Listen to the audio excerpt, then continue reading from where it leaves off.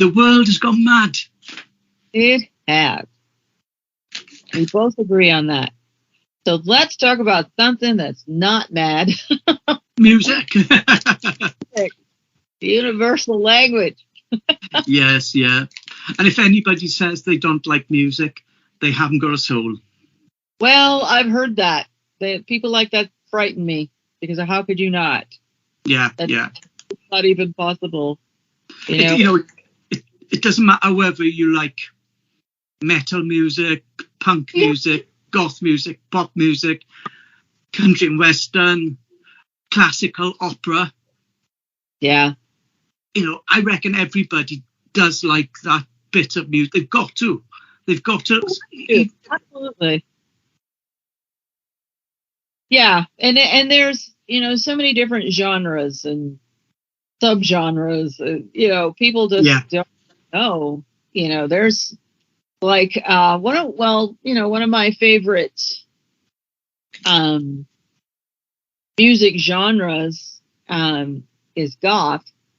Yeah. Like in the top 5, but it's 90s goth. It's not 80s goth. Yeah. There was a difference between the two of them. Just like if you talk about shoegaze is kind of split down the middle for me. And now they don't even call it shoegaze. They call it dream pop or something. But there's a distinction in the sound and in how the instruments were played and the singing. It's the interpretation of it is completely different. So I was asked the other day, how could I explain to somebody what pop music was? Okay. It was just a general discussion. And the way I've always looked at it is, it doesn't matter whether it's goth, punk, metal, or even disco, soul, country. If people like it, it's popular. There you go. So it's pop music. So it all is. When you think about it, you really want to, put a fine point on it. It is all pop music. Yeah. Because back in the day, when I was a kid, popular music wasn't what you hear now. Go back into like the late 50s, early 60s, popular music was considered, well, truthfully, I know they put like a jazz spin on like Bing Crosby and people like that, but that was actually considered pop music. And then you got into like the Lounge Lizard era, with people like Vic Damone and Tony Bennett and Dickie Carr, people like that had like a certain kind of a suaveness to them. And that was pop music. And then pop music got a little bit more upbeat. I'm not talking about rock, because rock was completely different. Pop music got a little bit more snappy, with Petula Clark, downtown, Yeah.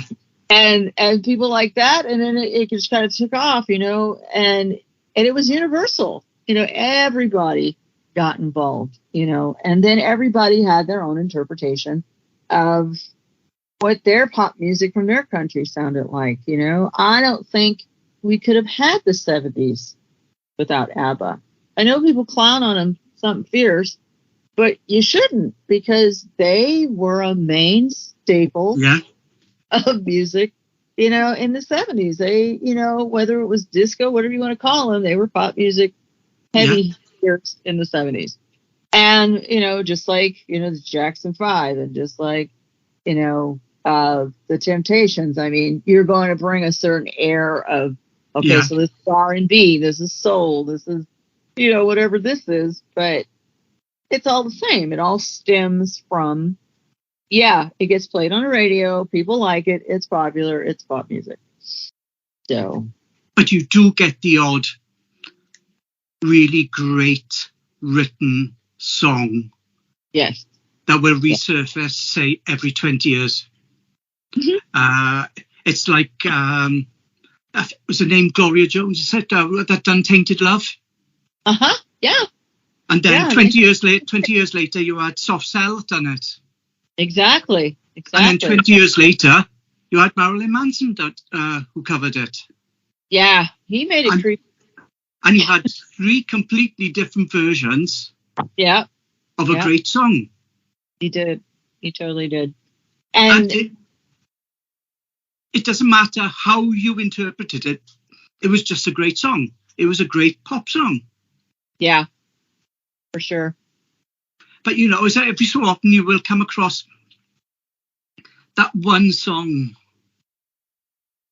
that will always be there then. Yeah.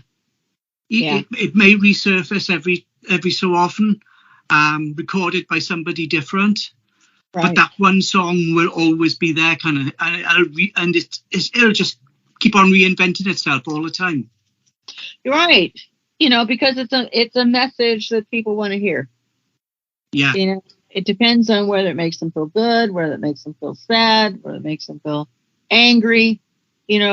However it makes them feel, they're always going to listen to it. It's like having a playlist, like a Spotify playlist, and you can't. I don't know who has just one playlist on Spotify. I have like 4.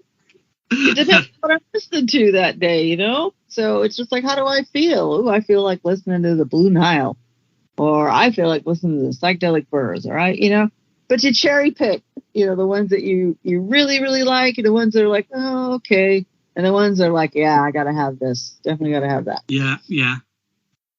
But there's always that one song. I like the random playlists, because there's so when you're there and you're thinking, yeah, that's good, yeah, I like that, yeah, and then all of a sudden you go, whoa, yeah, where did that one come from? Who's that? Yeah.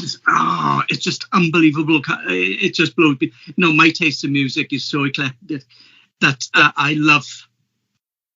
I love so many different genres. From Susan the Banshees, The Cure, Bauhaus, Sisters of Mercy, The Mission, and then I can go to stuff like Rammstein, Nine Inch Nails, Gary Newman. Yeah. And then in between that, then I like stuff like Bronski Beats and any of that kind of pop dancey music. Then, yeah. But like you said, every so often there will be one song that'll come along, and you think, where did that come from? Who done that? And quite a few times when you actually go and search that song, then you find that it's been. That the song that you've just been listening to is actually a cover version. Yeah. And there's another version. And you think, oh, I like that version too. Yeah. Well, and you do, and you listen to it. Because when I listened to Gloria Jones's Tainted Love, I thought, wow, that's pretty provocative for 1966. Yeah. Exactly. It's like... my all-time favorite covered song is Johnny Cash covering Nine Inch Nails' "Hurt." Yeah, I love it. I love it. It doesn't matter whether you like Johnny Cash or like Nine Inch Nails. I will argue with anybody who turns around and say that is not a good song. Oh well, then they don't know music then, because I will even turn around and say it's not. It's a great song. It's an amazing song. It was an amazing song when Nine Inch Nails did it and wrote it. Yeah. And then you have, the Man in Black, who during the time he recorded it was going through so much, and he was living that song, and people understand how tumultuous his life was, and towards the end of his days, to record that. That was his swan song, I think. There was, you've got two groups with Nine Inch Nails, where it had a certain meaning for them. Right. But when like you said, Johnny Cash was going through such a difficult time in his life, that song took on a completely new meaning. Right. It totally did. And I didn't realize, because I always am looking for new old music, and you hit me to a lot of new old music. And then I would, just when you think that, you've heard everything. Yeah. David Bowie worked with Trent Reznor as well. And it created an industrial sound. I want to say the album was like 1992 or something.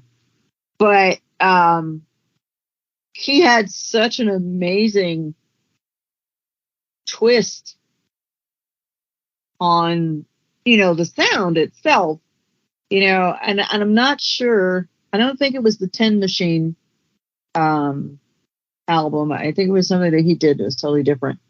But you could hear the influence of Nine Inch Nails in that. Yeah. And it's like, wait a minute, this is David Bowie? Really? And you have to kind of lean in and go, oh, okay. And because he was the chameleon, he just did everything. He started, just did it. And then he got bored. Like, I don't want to do this anymore. I want to do something else. He's left his influence on so many people. And you mentioned Tin Machine there. Mm-hmm. It's like the lead guitarist of Tin Machine. Mm-hmm. He's now the lead guitarist for The Cure. Wow. And it's just like, it's almost like that chameleon that Bowie had. Yeah. He is pretty much, he's gone from a seriously hard rock band with Tin Machine to a more softer, gothy rock band like The Cure. Yeah. But you can hear his influence. You can. You really can. One of the things that, and I just, I was telling our first guest that we had, Kevin, he lives in the UK. I think he's from Leicester. And he's the singing plumber, and he's got like a whole backstory about how amazing his life came here just within the last few years. And we were talking about different bands. And I'm like, I swear to God, there's like only 5 bands in the UK because they're so interchangeable. I mean, they're just like, exactly. You band with this guy and this guy. I had no idea Robert Smith played lead guitar for Susie and the Banshees for a while. Well, Dear Prudence, the bigger song. Yeah. And you can actually see how the Banshees influenced The Cure, and the Robert Smith's work with the Banshees influenced them. Right. It's like I turned around and told you, it's like early Dead or Alive. Yes. They were just so hard rock punk. Yes. And you had, you had Wayne Hussey, who later left Dead or Alive, joined the Sisters of Mercy, then left the Sisters of Mercy and joined and formed the Mission. Wow. And you just think, and it's all these different people are interchangeable, but it just goes to show how good they are as musicians. Absolutely. It's like the keyboard player with The Cure. He was also in Berlin. Wow, I didn't know that. He's done a lot of work with Berlin, and you think they were so, as you said, they're so interchangeable, but it just goes to show how good they are as musicians. Right. And then they break. What was it somebody was telling me about? Oh Lordy. John Taylor from Duran Duran had a super group. The Power Station. No, it was somebody. I was Rogers. It was somebody different. Something Disorder. I can't remember. I'll have to find something that they did. Yeah. It was like kind of raunchy rock. It was weird. I listened to it for a minute and I thought, yikes, can't listen to this. But yeah, and he did that, and I can't remember who the guy was, but even in the big name bands, you see that. You see it all the time. With even with like Van Halen, when David Lee Roth left and then Sammy Hagar took over. Yeah. You see, and it changed the sound, but it doesn't change the energy. Yeah, You know, yeah. Still there, which is great because rock needs energy. It does. But it's like going back to Nine Inch Nails. There's Trent Reznor's other band, How to Destroy Angels? Okay. And it's about, but his wife does the vocals on that band, and it's very haunting music. You could tell it's still very much industrial music, but also very haunting. They've only released a few EPs. They've never done I don't think they've ever done a full album. Right. But as a band, there's something you can actually sit there and listen to and actually think about what they're actually singing. Yeah, yeah. And that's another thing too, I think, with pop music, even in the 80s, there were still different, there are many variations of, different songs that had, you could have a pop song that's like, yeah, baby, yeah, and that's like the basic of the basic. And then, then you have a pop song, like, well, I might as well put it out there, Running Up That Hill with Kate Bush. Yeah. Spans the decades of time, and here she is talking about, a relationship and how it's not working and how she wishes that, this person she's with could be in her shoes and vice versa. You could see what I'm seeing and experience what I'm experiencing. I think we both, could be able to make it work or something like that, but both of those songs are popular and both of those songs get played on the radio. And because you've got people out there with different mindsets, it's not that the easy song is stupid but it's fun. There's like a whole generation that remembers the Spice Girls. None of their songs are dumb by any stretch of the but they were fun, and they were girls. So yay, fun girls, And then, you get somebody like, I don't know, Scissor Sisters? No. Who was the guy that did, they're not the 80s, by the way, people. I know what I'm talking about. But I'm just giving you an example. I knew I loved you before I met you. Savage Garden.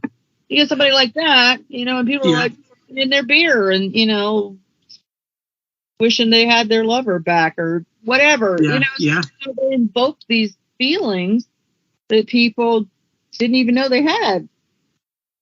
But it's like you were just saying then about Kate Bush's Running Up the Hill. Mm-hmm. That is another great song. Yeah.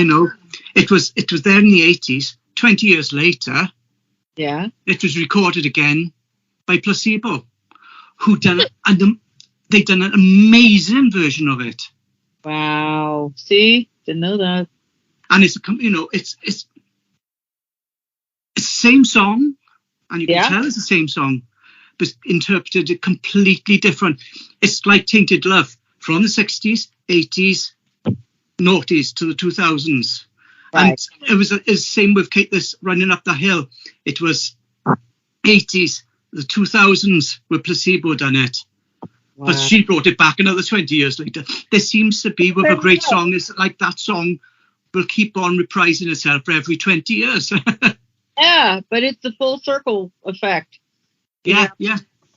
And there are other, because TV and social media is good for that. The television, movies, they'll do that. One of my favorite movies, and there are actually two of my favorite movies that that bring the 80s to the forefront were done in the early 2000s. Wedding Singer, Adam Sandler, and Romy and Michelle's High School Reunion. Yeah. And they had some amazing, their soundtrack was like massively 80s. And the fact that, Adam Sandler sings does the covers for a lot of these songs, like Billy Idol and people like that. And then you've got, different other artists on there doing, their covers of ballet and stuff like that, which is great because you kind of like, people like karaoke, people like seeing other people sing popular songs, I guess. I don't know. But but then when you get with Romy and Michelle's high school reunion, that was just a complete soundtrack. That was just all the original stuff, which was great because, and Grosse Pointe Blank is another one, so it's just like you get a lot of movies that have, like, really, whoever the music producer is that has, like, oh, this is going to have an 80s soundtrack, so let me pull this out. Let me pull out, the Specials, and let me pull out the Clash, and let me pull out, depending on what scene. I would love to have that job, wouldn't you? Yeah, yeah. Be a music producer for a movie, because it would just, it's like, open my bag of tricks and see what I've got put into this scene, kind of a thing. It was like last weekend. I watched the Netflix series Dharma. Oh.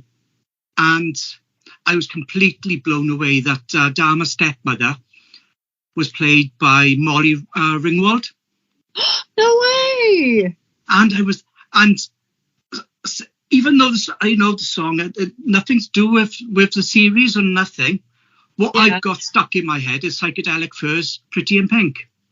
Yeah. She kind of epitomizes that. As soon as I realised it was Molly Ringwald, I thought, oh, Pretty in Pink. Pretty in Pink, isn't she? And it's just been playing in my head over and over and over. Yeah. And I hadn't even heard it. I hadn't heard it for years. But Pretty in Pink was one of my favourite 80s films, along with Breakfast Club. It was. You think that Molly Ringwald was such a huge actress at the time. Yeah. And then I hadn't actually seen much of her. Right. Since the 80s. Then all of a sudden she's playing one of the main parts in a huge drama series. And well, she got the Winona Ryder treatment. Yeah. So when they cast Winona Ryder as, Will's mom in Stranger Things, I was like, hell yeah, you go, girl. You can pay back for all those things you just stole in the apartment. Yeah. I'm kidding. But it was just absolutely fantastic to see her. But that one song by Psychedelic Furs is just stuck in my head, and it's going round and round and round. That's awesome. And if I may just kind of divert from this, because you go to a lot of concerts. Yeah. Concerts that these people are still on the go. They're still kicking, maybe not a little high, but they're still touring, which is great. And you went and saw China Crisis? Yes. And Kim Wilde? Yes. China Crisis, they were only on stage for half an hour. They were pretty much the warm-up band. Okay. Personally, I think they are a studio band. They're not a live band. Right. They didn't come over as being, the talks they were doing in between the songs, right? The memories they were saying had me in stitches. But the songs and the way they were performing them was a little bit, really. But Kim Wilde came on then. And, she was there. She was saying that she's 61 now. Yeah. And she was bouncing around that stage like she was 21. Like she was still 21. When she was, singing Kids in America and, and Cambodia and, hanging on and so on. But she was there and she was banging it out. But the one thing I will say, I did buy her last album. Oh. Here Comes the Aliens. Okay. It was out, I think it might have been about 3 years ago. Okay. And I personally think it's one of the best albums she's ever done. That's awesome. I actually haven't really heard much from her since the 80s, because I wasn't a big fan, but I just have like certain people I listen to, and sometimes if I don't really get into the music, Yeah, yeah. But that's no slight against them. I mean, they're going to continue to make music whether I listen to it or not. So Yeah. It was, it what surprised me. I don't know whether he had any hits over in the US. There was a guy called Shakin' Stevens. He was called the Welsh Elvis. This old house and behind the green door, and things. And he was one of those performers, right? And every time you heard a song, I just felt like, no, please, no more. I cannot cope anymore with this. Yeah, but my husband told me about him. My husband told me about him. And I guess his parents, or maybe his mom listened to him or something. I don't know. But it's just one of those things that... he was so corny, and it was just like, he's a bit of a comedy show actor, and I thought. But it was back about, again, 2 or 3 years ago. I was having some random plays on Spotify, and up came the song, and I thought, oh, I like that. Who's that? And I looked at it, and it said Shakin' Stevens. And I went, no way. This isn't his comedy act kind of thing. And I clicked on it to expand it to see what album it was from. And he'd actually just released a new album. So I played the whole album. Wow. And he's a really good, serious singer. Wow. I had the same experience with Adam Ant. Yeah. In mid-2000s. And somebody sent me, like, here, listen to this. And I'm just like, why? Like, no, I'm not going to tell you who it is. I want you to just listen to it and don't, make any comment to after the end. And I thought, oh my gosh, that's such a sad song. And, whoever that singer is, I mean, he's got some heartfelt music about him. And, he's really, I thought it was very touching. And I'm like, who is that? And they told me who it was. I'm like, get out of here. Highwayman? I don't think so. And it wasn't until I looked it up that it was. And I'm like, he just completely did a 180. Just changed his changed his style of music. He can actually sing. Yeah. So that was quite a big surprise to be able to. I love it when things like that happen. Same thing happened with Rick Astley. Yeah. And he did the first time I heard Superman, I was like, what? What? Was that? But but he always anyway. I loved Rick Astley the other day. He was on stage with the Foo Fighters doing "I'll Never Going to Give You Up." That's right. And I thought, that is absolutely brilliant. That is better than the original version. I know. And then somebody jumped on that bandwagon and said, why don't you guys go on tour? Write a few songs together and go on tour. Yeah. And I thought, okay. But they did, but they didn't go very far. They just went right in Europe. They were in Europe for 4 or 5 different concerts. And I thought, wow, that's impressive. East, north meets south, whatever you want to call it. Across the pond meets the other side of the pond. Yeah. And I love collabs like that. I love disparate collabs because it just goes to show you that people are the same everywhere. They have the same thoughts and dreams and hopes and fears, etc., etc. But they interpret them completely different. Yeah. So it's really amazing. Am I going dark here because it's starting to get dark here? 1 minute, let me just put my light on. Oh, no worries.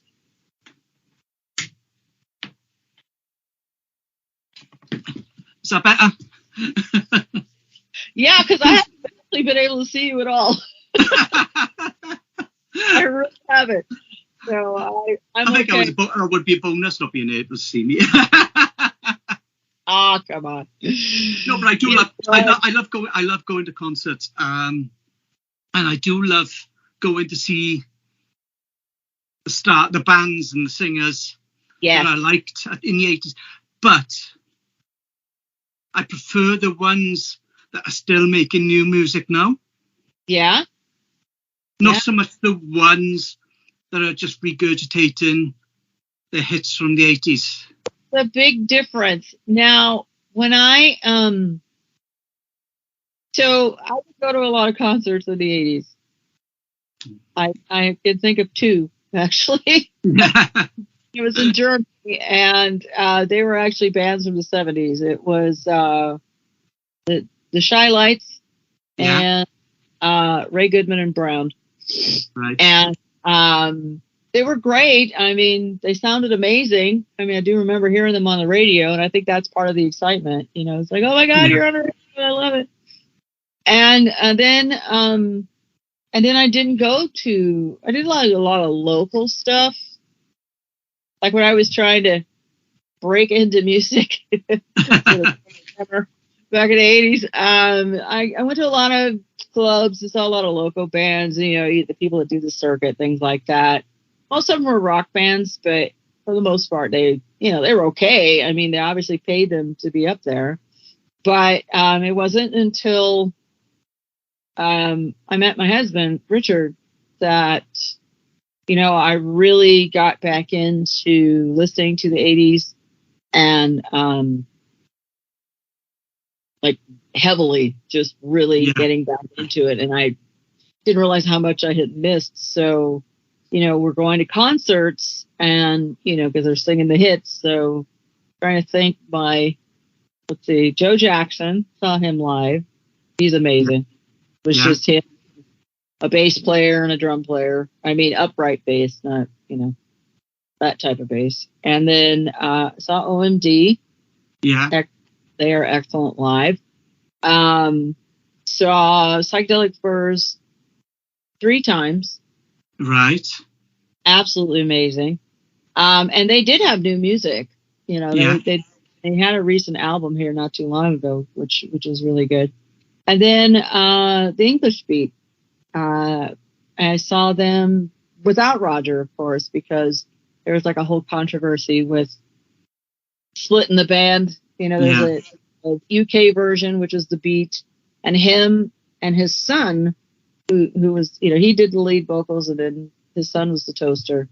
And then when he came over here, you had Dave Wakeling because he lives in California. So he is the English Beat.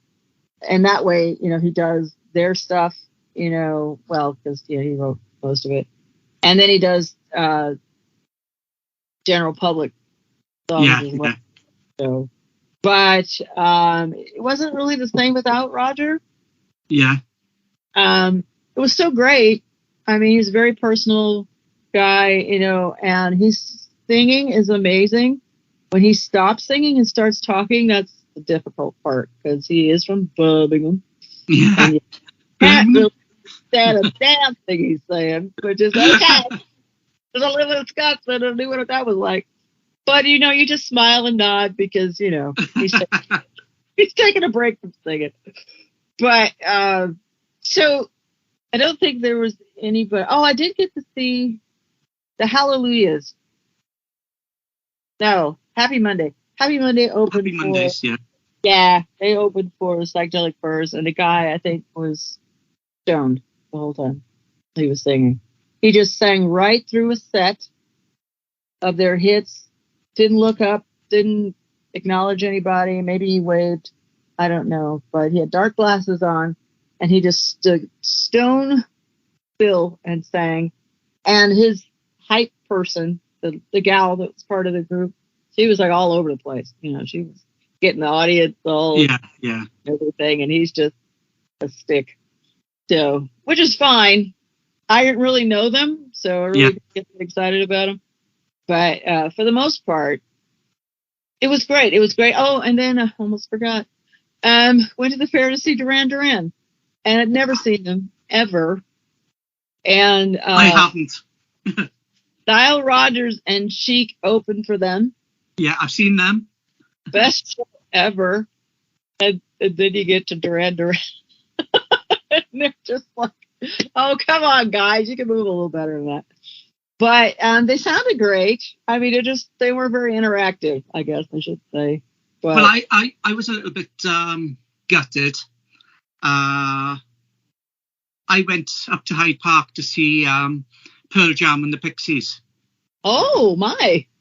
And they were absolutely amazing. It was part of the British Summertime Festival. Over 2 weeks, there was like a big band with headline for maybe 2 days or just one day. Yeah. And we went, me and my friend went to see Pearl Jam on the Friday because they had the Pixies supporting them. Yeah. And on the Saturday, they had Stereophonics supporting them.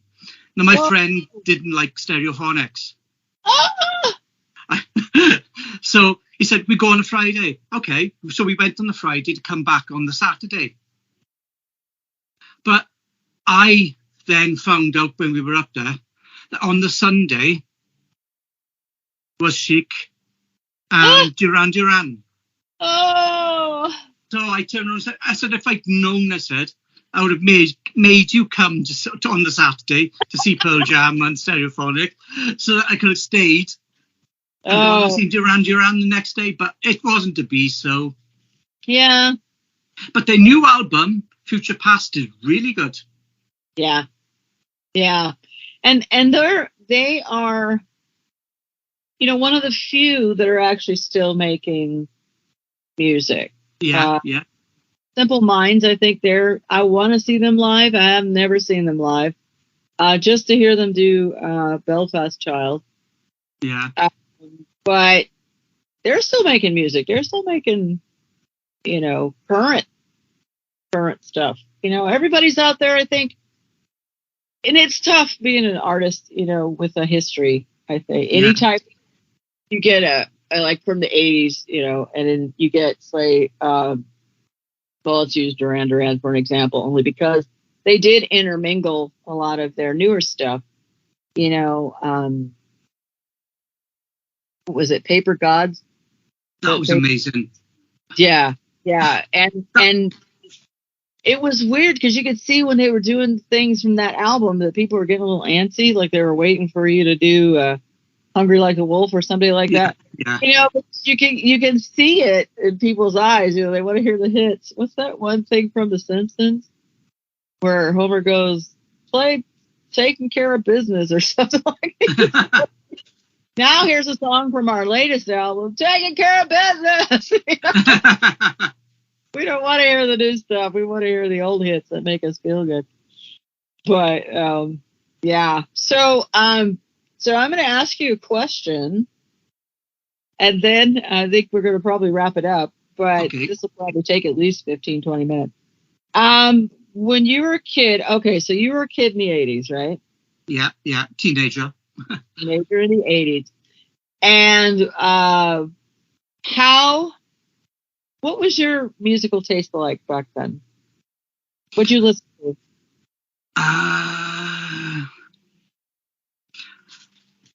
During that period of time, I was trying to find myself. Okay. I always seen myself as being a bit odd, a bit strange.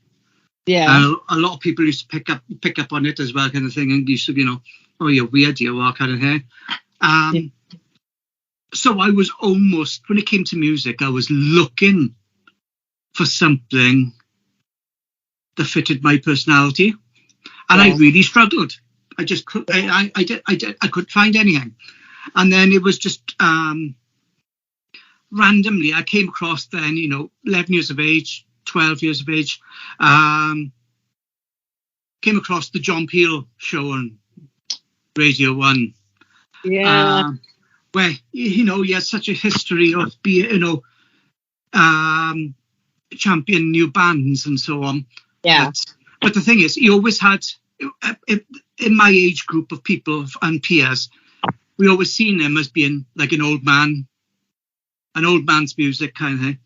But it was him that I actually picked up on. Hang on, I like that. I like this, and it was like there was another TV music program from the 70s called The Old Grey Whistle Test. Yeah.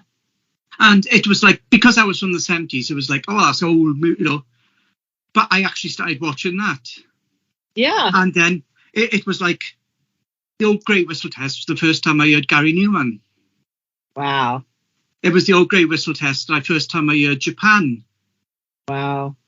And it was like all these different Peel sessions. And all of a sudden, during the 80s then, I found then that all these different bands that I was liking had actually recorded, some of their first stuff that they recorded were radio sessions for John Peel. Wow. It was like Susie and the Banshees, The Cure, The Cult. And I ended up buying these just on the basis that they were sessions by John Peel. Right. And all of a sudden, it was just like, I found my music. I found music. I found it. and it was, it's just so different. It's like I started, I got into Japan and David Sylvian. Mm-hmm. And people were saying, oh, David Sylvian sounds so much like Brian Ferry. And I was just like, what? Really? Where have you been? And I was going, oh, really? Hang on. But Brian Ferry, Roxy Music was like 70s band. Yeah. So I listened to them then. And I thought, yeah, you've got some really damn good songs. Yeah. But, when you think about it, like Roxy Music was an alternative band from the 70s. Right. I didn't think they were anything alike, to be honest with you. But they were doing stuff that was completely different. Right. They were going from that kind of glam rock stage, and then when they came into the 80s, they changed their style and their image quite a bit, and Brian Ferry did. Yeah. We looked at Japan then, because when they started off, they were doing the glam rock. Right. They were all, they were there, and they were kind of, and their early music was very much mid-70s music that you'd expect to hear from Roxy Music. Right. They'd done a great cover on I think it was on their Adolescent Sex albums. Don't Rain on My Parade. It was a cover version from one of the musicals. Oh, yeah. Is that Funny Girl? Is it something like that? Yeah. Yeah. I know Barbra Streisand sang it. I just wasn't sure for what movie. Yeah, and, they've done a cover of that. And, and you just think, yeah, I quite like this. But my taste developed where I became, I did prefer the more abstract. Yeah. Don't get me wrong. There's the odd song that is really commercial, and I think, yeah, that's really great. It's like, two songs that spring to mind that became really commercial was Beyonce's Crazy in Love. Uh-huh. And TLC's Waterfalls. They're up there as in my favourite songs of all time. Oh, yeah. But they're completely different to what I would turn around and say, oh, I love this goth music. I love, this alternative music. Yeah. Yeah. I'm quite happy to sit there and listen to a guy that's just playing an oboe and just singing along to it. It could be a bit of fusion jazz or whatever. Yeah. But, sometimes the stranger it is, the more it appeals to me. Yeah. Today I was listening to the brand new Bjork album that was released yesterday. I heard it's amazing. Her best stuff. Absolutely. I tell you what, it's one of her best albums. Okay. Absolutely fantastic. I love Bjork, but I preferred Bjork when she was part of the Sugar Cubes. Yeah, me too. But this album, it's just blown me away. Wow. It's almost as if she's kind of gone back to her roots then. I think people do that. Yeah. I think a lot of people do that, because they get away for so long. And then you've got all these, record labels like, okay, so here your next album's going to be. Yeah. Like what? But the one thing you could say about Bjork is that she never done that. She always turned around and said, I'm doing this. Yeah. End of. Yeah. Which I think is, what an artist or a musician should be. They should not be controlled. No, they shouldn't. They're a free spirit first and foremost, and the level of creativity is beyond anything a regular person, can fathom. Because it's just so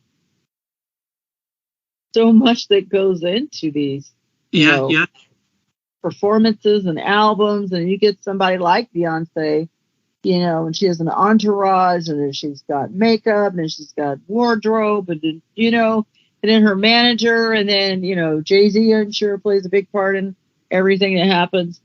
So it takes like a village pretty much to these commercial mainstream people off the ground. And when you try to do it by yourself, if you're just a little, indie person, some indie people are pretty big. I mean, like Radiohead and Oasis, people like that, I think they're indie, but, they're still a little bit more put together than your average. Yes, yeah. But they just, boycott the, big record labels stuff. Yeah. I agree with you. But like I said, I listened to that Bjork album today. I started listening to it when I was in the shower kind of thing, and and I stood there quite a few times and I thought, I like that. I like that a lot. Yeah. And that is good to hear from an artist that's been around for quite a few decades now. Yeah, she's been around forever. And you just think, oh no, it's just brilliant. Yeah. I heard recently, and I haven't asked him yet, not that he would answer, but I have a really bad habit of pissing people off. But not even realizing that I'm doing it. But I heard. That's the best way. Did I do that? But I heard through the grapevine that Disney is remaking the Neverending Story. Really? Yeah. And I had to stop in my tracks and go, why? Yeah. You never did that before. Remake your own crap and just be happy with it. You don't have to know. Come on, enjoy the fruits of your labor. What's your opinion on all the controversy of the new Little Mermaid film?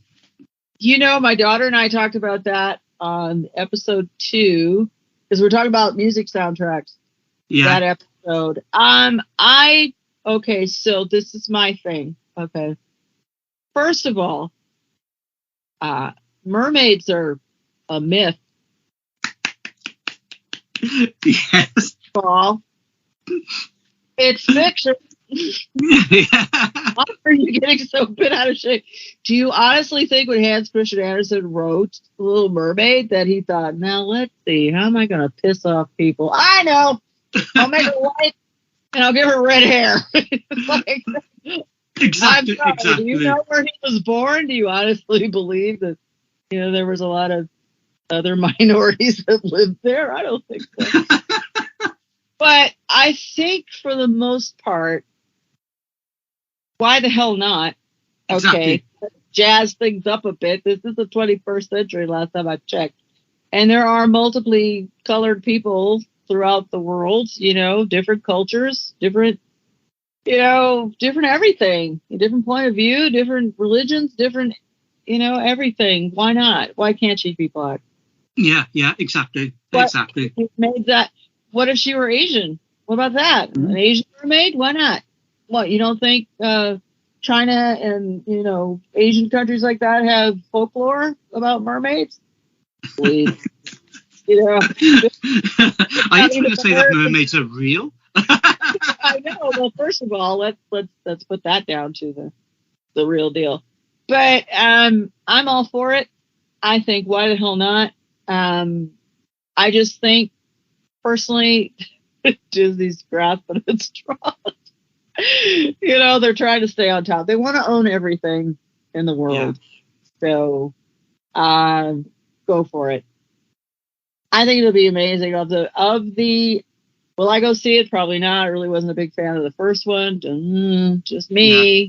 Come at me if you want. I don't care. But it's a kids' show, and kids will love it, and that's the whole point. Yeah. You know, we don't have to go and watch it. I know. It'd be great. I don't know. What I've seen of it, it looks good. You know, I don't know how, because it's live action, I'm not quite sure. You know, it looks like it costs a lot of money and it's really difficult to film. Yeah. So, but Never Ending Story, however, you know, I don't understand that. I don't like that because why? The thing to me that made that movie is because it wasn't filmed in the U.S. Yeah. It was filmed in Europe. I can't remember the country. The people that actually made it, you know, it had a certain feel about it, you know, and I loved it for that. It was like the American actors were, you know, the guests in the movie. You know, I'm sure they probably had subtitles under them, you know, when they showed it in other countries. But I don't understand the concept. I don't, what they're going to jazz up the animation as whatever, stop motion, whatever it is they used to make it work the first time. Why would you mess with that? Why would you try to make it look better? Because you're going to take away the specialness of it. Yeah. I think we're just going to have to wait and see on that one. Yeah. And then my first thought, of course, is, does Lamal get to sing Never Ending?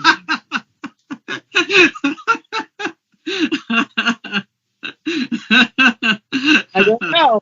Who are they going to sing Never Ending Story? Are they going to rewrite it? Did you buy it from Giorgio Moroder? I don't think so. What I understand, that was a very difficult man to work with. So good luck with that. Yeah.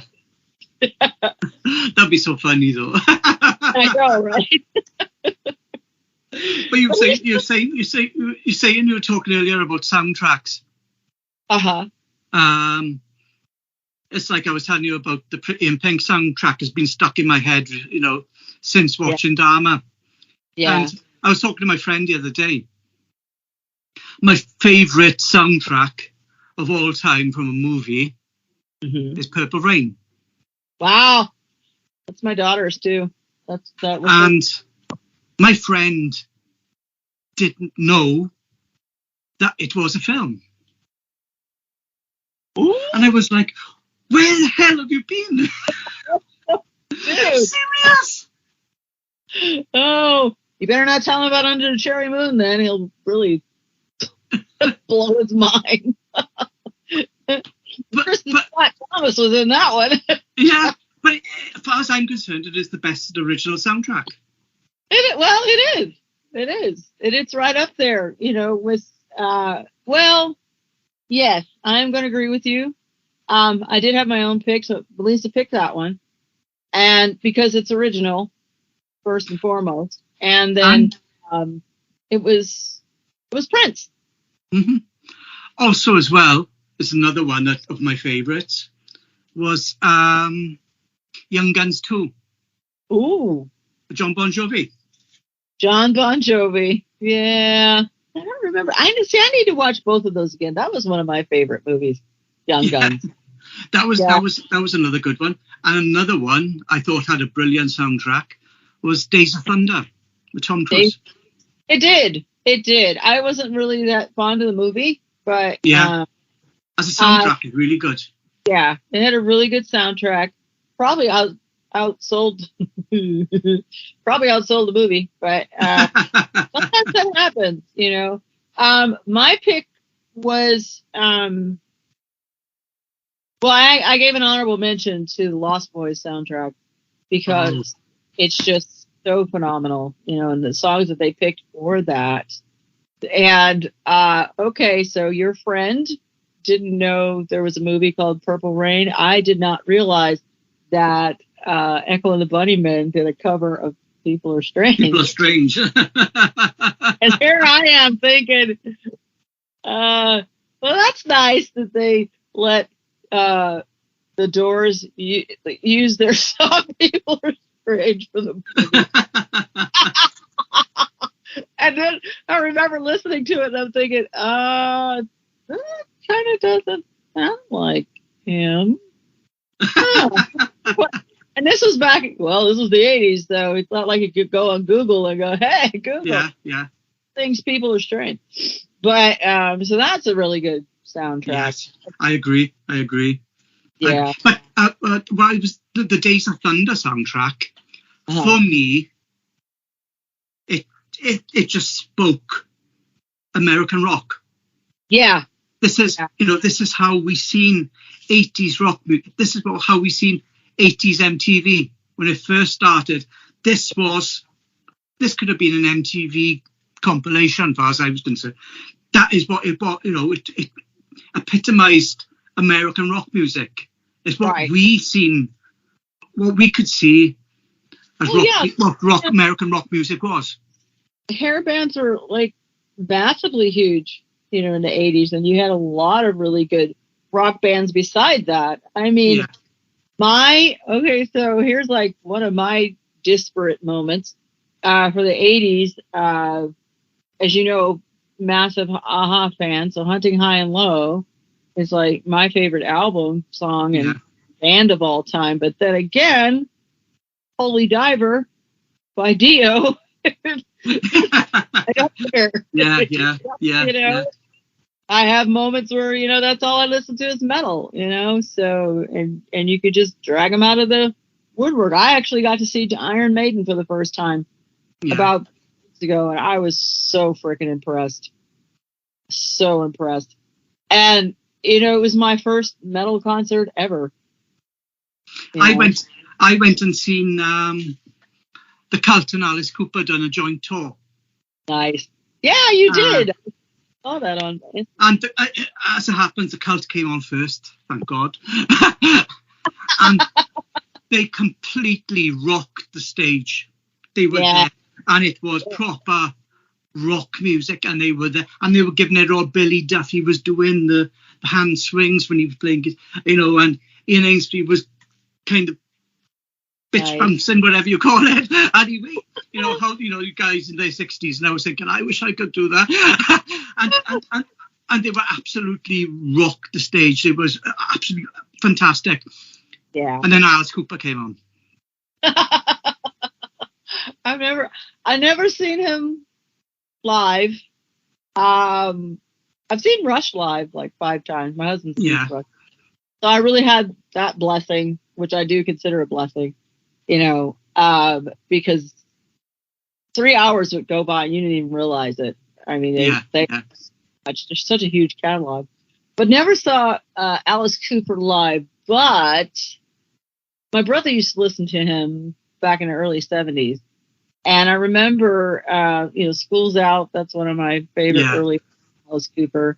And then $1 Million Babies, No More Mr. Nice Guy.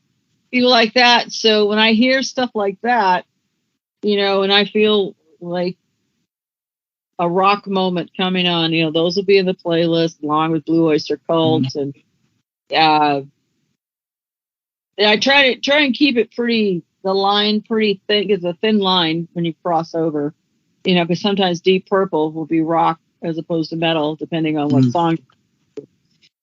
So you have people like that. And in the 80s, when, the hair bands, came out like Bon Jovi and Warrant and Motley Crue and Poison and, people like that, it was just like they took it one step further. Like every decade has its own intonation of how they're interpreting the music that they heard. Yeah. I recently, what was I listening to? I was going to tell you a story, and now I can't remember who I referenced to go. Oh, yes. A young band that I'm listening to, right now,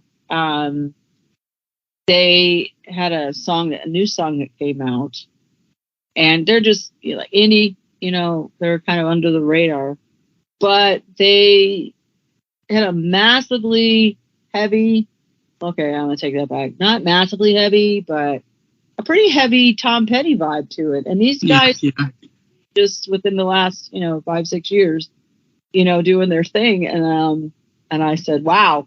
I said, this is a great song. The problem I found with Alice Cooper, I only lasted 20 minutes and I had to leave. Whoa, what's up?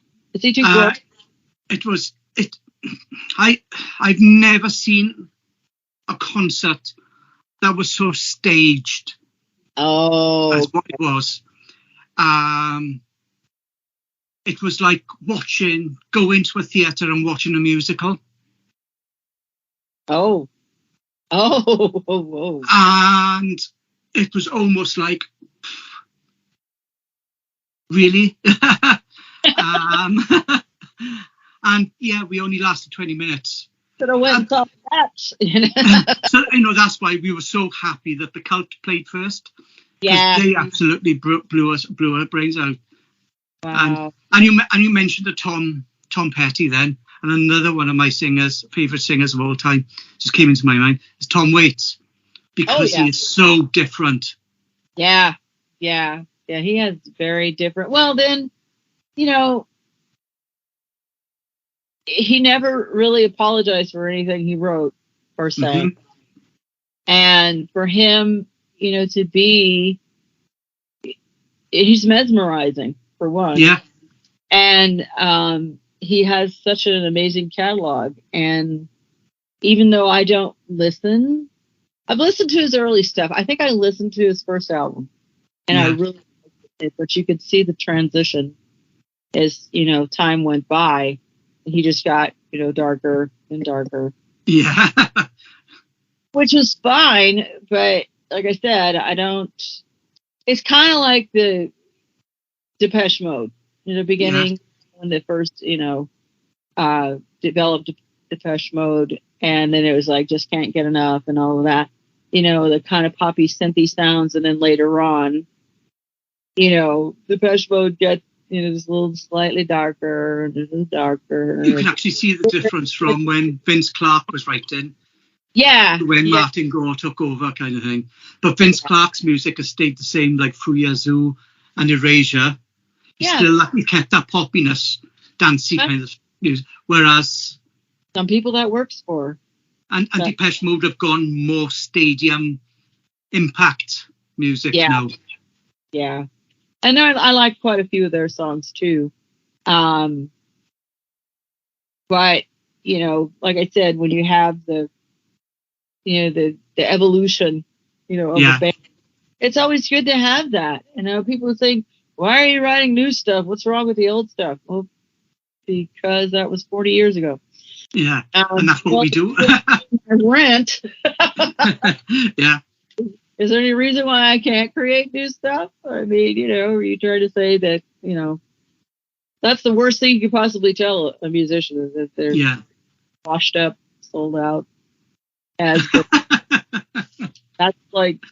But that's one of the things that's been annoying me quite a bit recently. Yeah.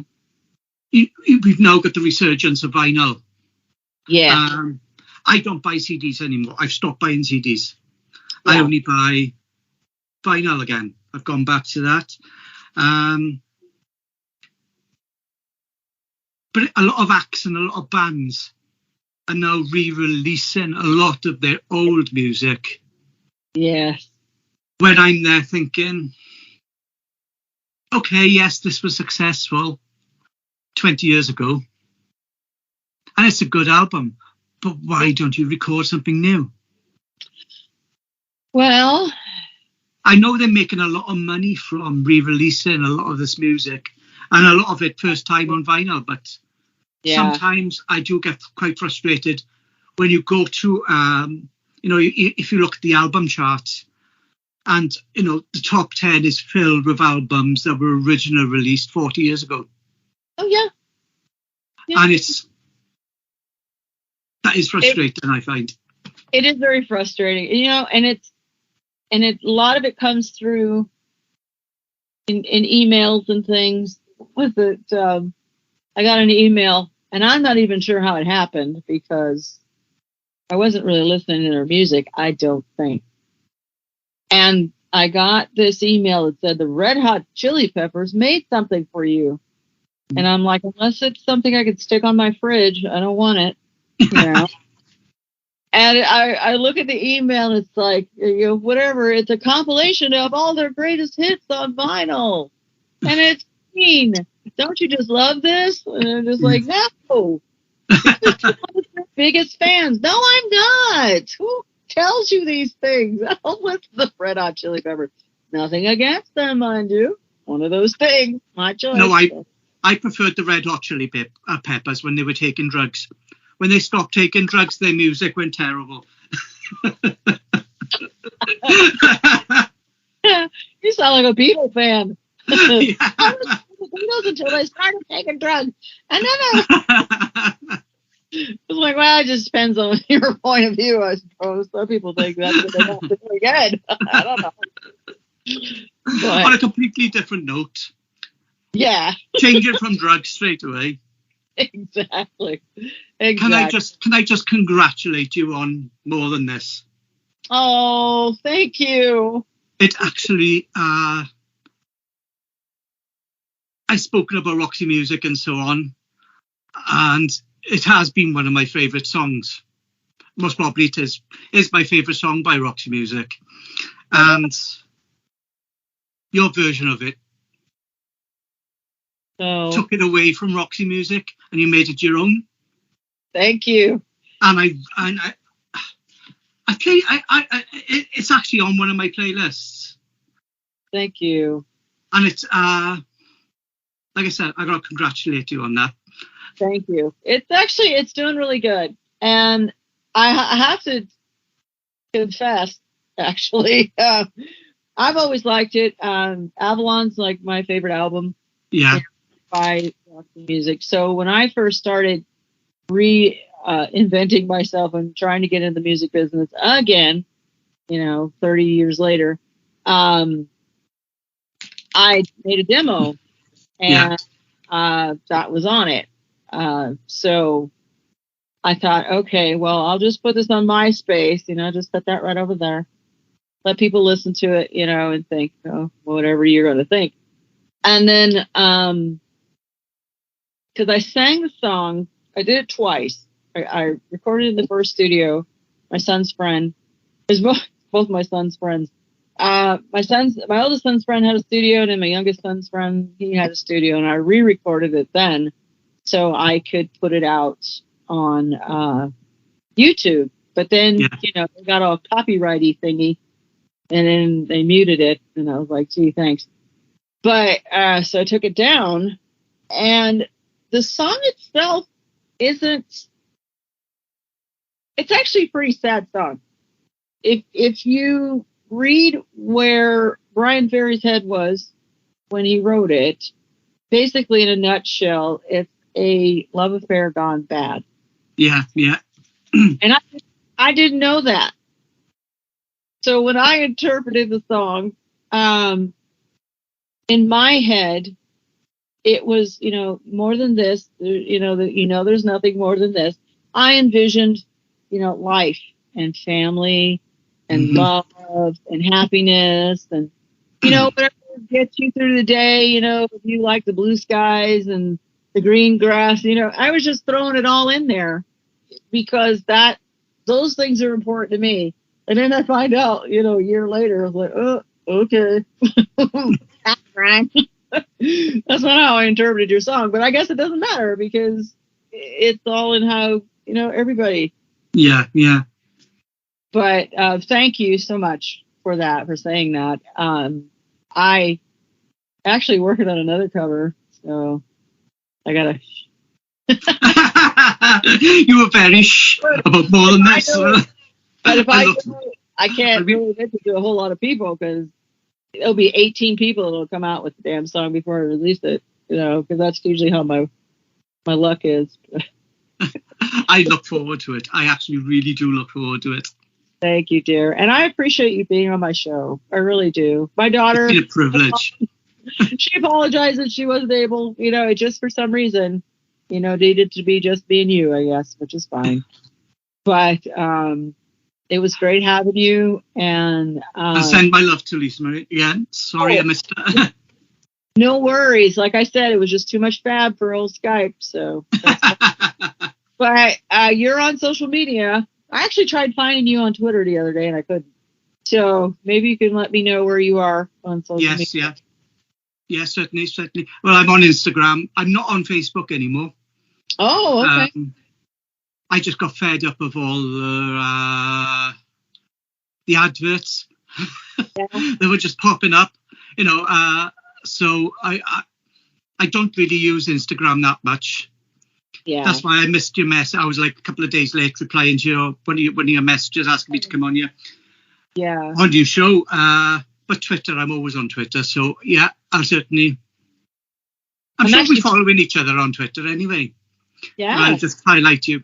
Wait, that's right. And I didn't get a chance to mention this. I told my daughter this, but you are responsible for me having my own radio show back in 2000.